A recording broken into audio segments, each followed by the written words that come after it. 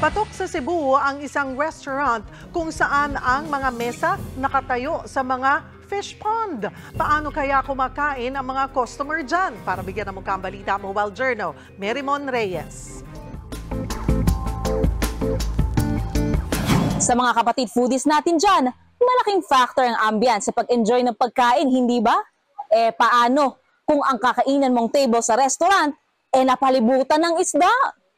Kakaibang dining experience ang hatid ng Sungka Native Restaurant sa Cordova, Cebu. Ito ang kauna-unahang restaurant na napalibutan ng fish pond sa Pilipinas. Nakalubog sa mga ito ang upo at lamesa na inyong pagkakainan. Huwag po mag-alala na baka mabasa ang inyong getup. Nakadisenyo naman ang mga ito na mapapanatili kayong tuyo. Nakapaglaro na ba kayo ng sungka? Aba, ito rin ang isa sa mga inspirasyon sa kabuuan ng restaurant.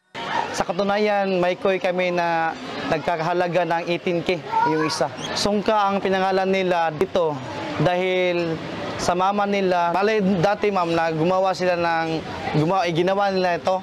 Hindi nila alam kung ano talaga yung papangalan ba. Tapos binigyan sila ng mama nila na sungka board para yung laruan dati kay ma'am. Nakuha nila sa idea na Traditional Pinoy menu ang sinaserve nila. 200 pesos pataas ang mga presyo. May calamares, scallops, barbecue, gulay, nilagang baka at ang pangmalakasang crispy pata. At sa bawat pagkain din daw ay paniguradong makakabawas sa stress ang pagmasid sa mga isdang nakapalibot sa inyo. Pwede rin silang pakainin sa halagang 20 pesos para hindi lang ikaw ang nabubusog. Syempre, tinignan natin kung sulit ba ang experience na ito. Parang yung nanay mo yung nagluluto nung mga pagkain. Parang kang kumain sa bahay. Tapos, alam mo yung pagod ka, gusto mo lang magpahinga. Oh, sarap. Ito yung specialty nila. Nilang crispy pata. Sarap.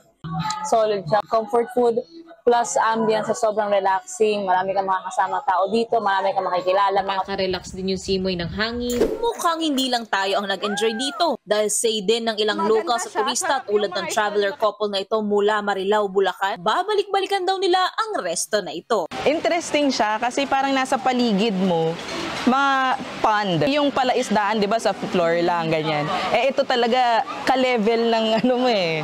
Ang sungka, naalala ko nung bata lang ako na parang game siya namin. Kaya sabi ko parang interesting siya na puntahan.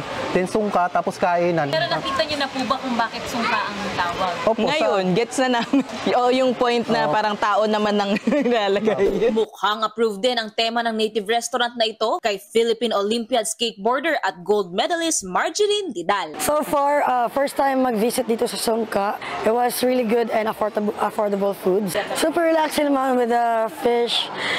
I love fish, pero ito sobrang iba yung ambient niya. Not just like a normal restaurant ba.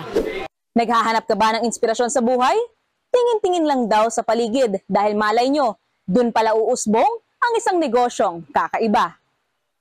Mobile Journal, Merimon Reyes po, hatid ang muka ng balita.